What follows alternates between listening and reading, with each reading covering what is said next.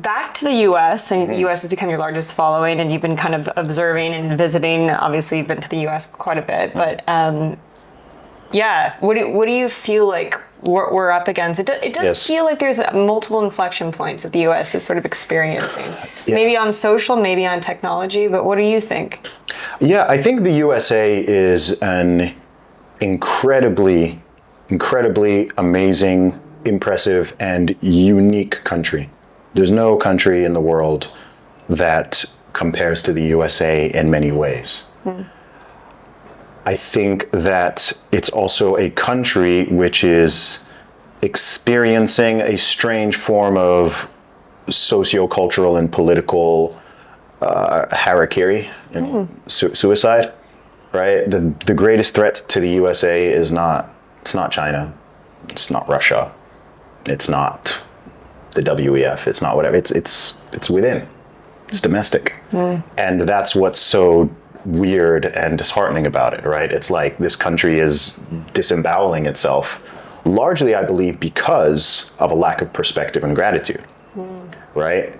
If you don't understand that something is special and you don't have gratitude for it, and you're not, just thankful, and then you undermine it. You undermine it, and that undermining can lead to self-destructive behavior, right? So that's the thing that I really notice with the USA. That's what's so disheartening about it. It would kind of be easier if it's, I don't know, people who are in Ukraine can be like, oh, like we're being invaded, right? Like there's an aggressor, there's a foreign nation, an army that's coming in. Very clear, you can point, yeah. Yeah, but with the US, like no one's invading the USA. Yeah. Right? It's psychological. It's generational. It's indoctrination. It's in schools, it's in universities, it's in the political system. It's people are being set against each other, right? On every line that you can fracture a society, there is a culture war in the USA. There's a gender war. There's a fake racial war. There's a sexuality war. There's an ethnicity war. There's a rich versus poor war. There's a left versus right war. There's a religious versus non-religious war. Even within religion, even amongst it's just every way you can play identity politics, the USA is playing it. And this is not new, right? It's somewhat identity politics has been in the US for a long time, especially racial identity politics. But I feel like, and I comment on this often, I often say that humanity peaked in like the 1990s, 2000s, right? Like there was a point that was reached where it was like, oh, actually, cool.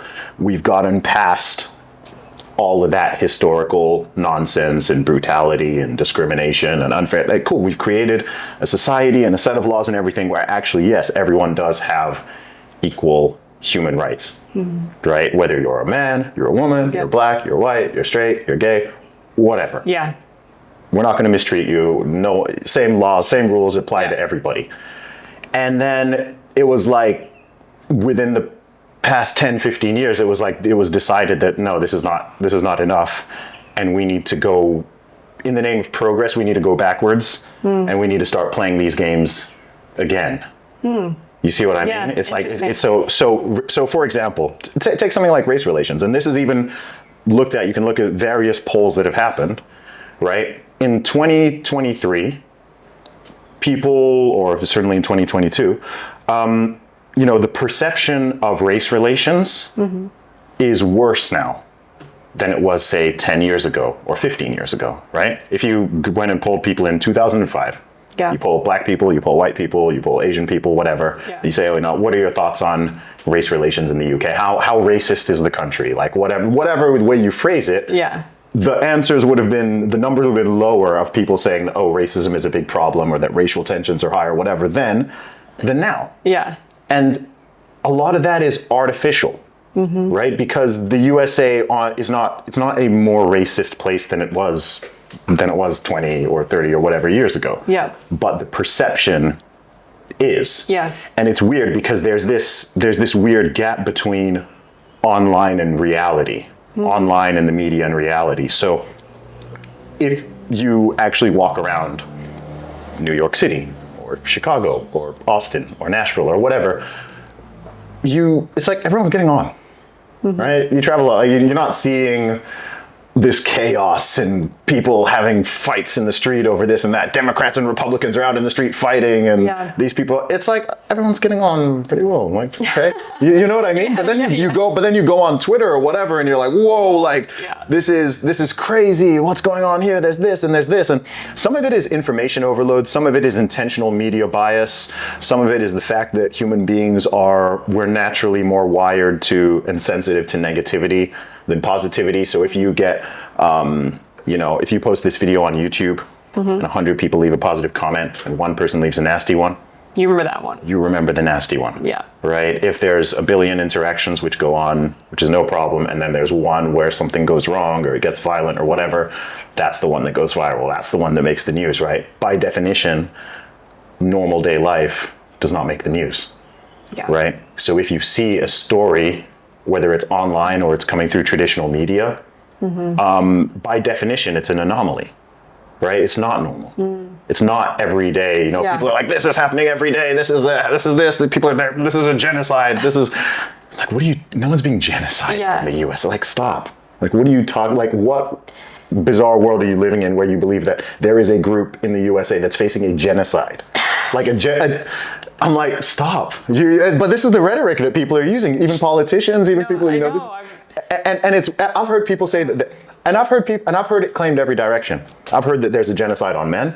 I've heard that there's a genocide on women. I've heard there's a genocide on straight people. I've heard there's a genocide on LGBTQ people. I've heard there's a genocide on black people. I've heard there's a genocide on white people. Right? I'm like, how is every demographic is somehow genocide? Yeah, and I'm like, and to use that level of language and rhetoric. Yeah. I'm like, I don't even think people should play with that type of language, because it's like, that's reserved. That's reserved. That's a real thing that has happened in history, in various places, in various times, where there is a group, there's an ethnicity, there's a racial group, there's whatever, people are trying to exterminate, like completely get rid of. It almost lessens the experience of those people who actually went through it. It cheapens it, right? It's the same. It's part of the problem with how. Obviously I'm critical of the basket of ideas people tend to call woke ideology. Yeah. And part of it is because they also, they dilute terms. I call it label inflation, right? So we all know what financial inflation is. Yep. But there's also label inflation, right? So if you call everything racist and everyone racist, you dilute the meaning of the word. And you do this for years and years and years until it gets to the point where, like, someone says something. Now, if I hear one of these weirdos online saying that, like, so-and-so is racist, I'm kind of like, does that, like, it normally means they just said something inconvenient, or they said something they disagree with, and then it didn't get enough. Now they call people white supremacists. Yeah. Right? So, that person's, they'll even call black people white supremacists. They'll call Jewish people Nazis. They'll call, and I'm just like, stop. Like this, because then if someone who actually holds that ideology is now coming around the corner, or is now, trying to rise to power, or is starting a genuine hate group, or what do you call them now? You called everyone else a white supremacist. Yeah. If the KKK really starts getting back together and is like recruiting and is like actually going around trying to, do terrorist activities against black people or whatever, like, we don't have a name now for that. Wait, is that, like, if I'm far right? Yeah. What's that? Yeah, exactly. Right? If you're calling me far right, then what's that? Ultra, extreme, uber, super far right? They'll come up with something. They'll come.